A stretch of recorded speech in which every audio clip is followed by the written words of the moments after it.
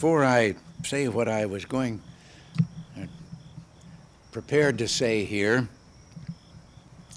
I think that all of us ought to join in a happy birthday. There is a period in which you can tell a lady's age, when it's Irene Marcos and it's her 22nd birthday. Happy birthday.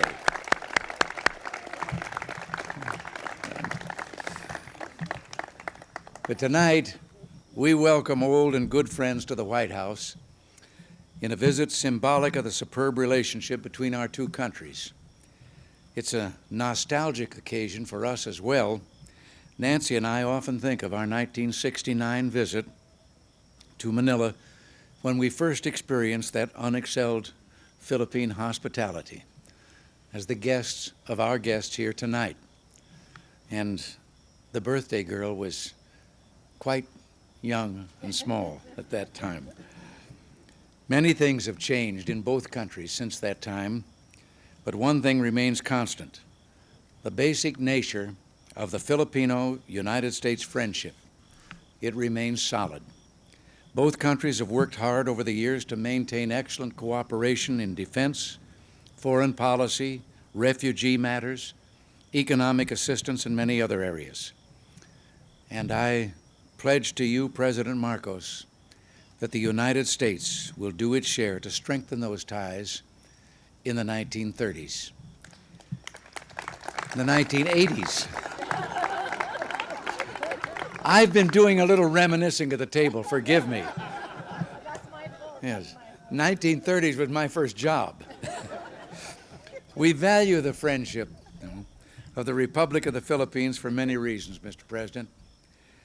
Our intertwined histories during the first 50 years of this century left its imprint on your institutions of government, your educational system, and your public services, such as public health, and the widespread use of the English language as a result of that era. So is your flourishing free enterprise system. As important as our shared histories are our shared strategic interests, which span this entire century.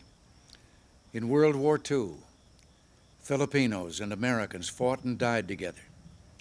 And you yourself, Mr. President, played an unforgettably heroic part in that conflict. Coming out of that war, your generation and mine fully understood the need for collective security arrangements. Unfortunately, some of today's young people, blessed by decades of relative peace, may not have this understanding. I think it's our duty to impart our historical experience to them.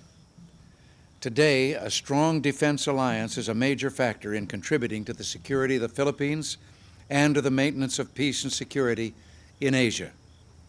With the next review of the military bases agreement, which begins in 1983, we shall continue to modernize our security relationship to best serve our mutual security interests. Both of our economies depend on vigorous trade and investment. These ties remain strong, and your presence in Washington, Mr. President, has enabled us to conclude several outstanding economic matters. President Marcos, we have accomplished a great deal together over the years. We will all do more in the years to come. Common determination to achieve a better life doesn't mean that we need to be alike. We need only to treat one another in a spirit of generosity and mutual respect.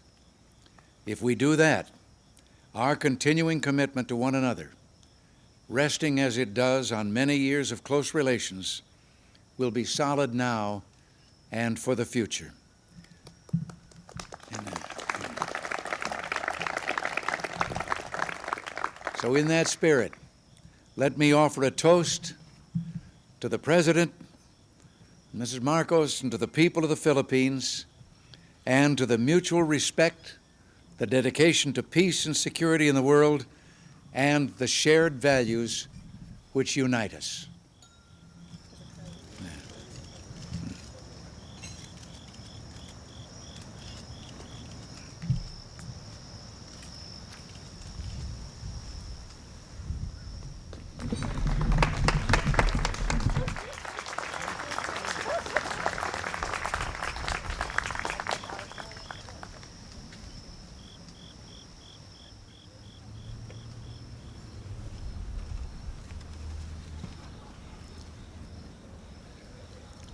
Mr. President and Mrs. Reagan, distinguished guests, my friends, I feel I must pay tribute to this elegant and fairy-like party and dinner, which has reminded me too much not only of home, but of some dreamland at home. A tribute to the taste and sense of beauty, to perhaps primarily not only to President Reagan, but Mrs. Reagan, for this lovely party, which I shall always remember as the Firefly Party in the White House. You do us great honor with this dinner. Allow me to extend the gratitude of 50 million people in the Republic of the Philippines, Mrs. Marcos and myself, for this hospitality and this generosity. Certainly, we will be unable to reciprocate this beautiful event.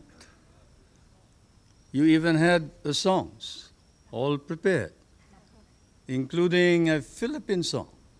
That's a favorite of the First Lady of the Philippines, Dahil Sa'yo, which means because of you. Because of you I love, because of you I live, and because of you I am what I am.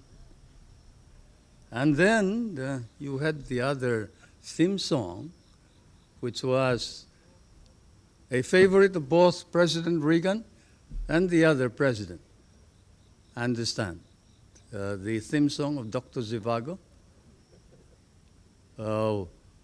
which is a long story, of course, and which I won't talk about.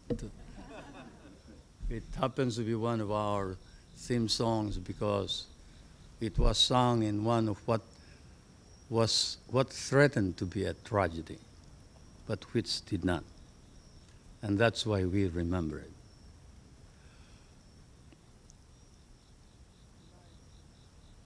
Tonight, the Philippines once again is obligated to you, Mr. President, for your kind and generous words. And the periods of difficulty, and perhaps therefore it is not too rash to say that it is proper to use the appellation friendship between the American and the Filipino.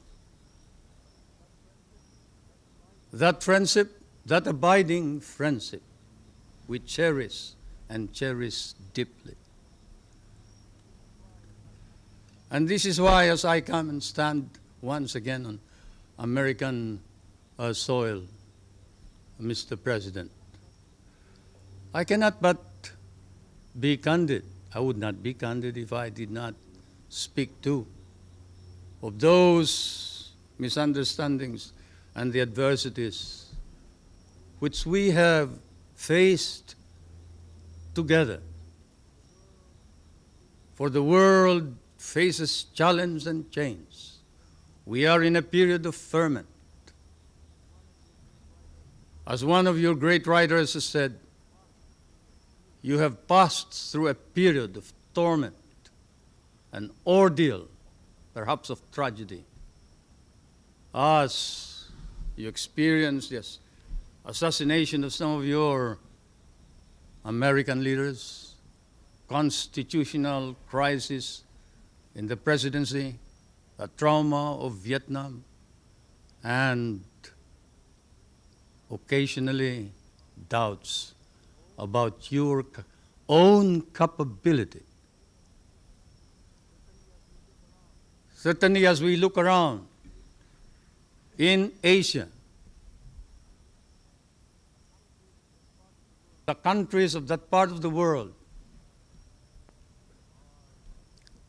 are marked, and often there is fear that perhaps does not weary, that America is firm and resolute. Actions, but that it faces and confronts its problems squarely, fairly, justly. As I stand on American soil and I see the doubts rising in Asia, I see another phenomenon that clears my mind. It is the phenomenon of an American nation led by a new leadership, earnestly exerting heroic efforts in order to stop the slide and the loss of prestige of American leadership throughout the world. Yes, Mr. President, out of the dark, out of the shadows of the decline in even respect for America and decline for her leadership, there is a rising and emerging a new America, not only in Asia, but perhaps throughout the world.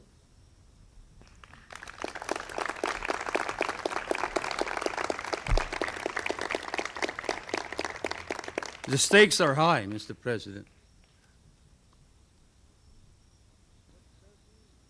Let there be strength and greatness for the American nation, for only then can there be hope for us, the poorer nations, and let America reclaim her role, her historic place, and her historic relationship with the poorer nations of the world, the members of the third world, my world, for that is your rightful place, Mr. President. America, this strength and capability to reclaim her natural place and historic relationship with all the nations and with other nations, reestablish order in our anxious, troubled world. We pray for this, we hope for this. Not only the big nations, but especially the small ones. And so may I ask you to rise and join me to a toast to the continued health and success of the President of the United States, the prosperity and the strength of the American people, and the friendship of the peoples of the United States and the Philippines.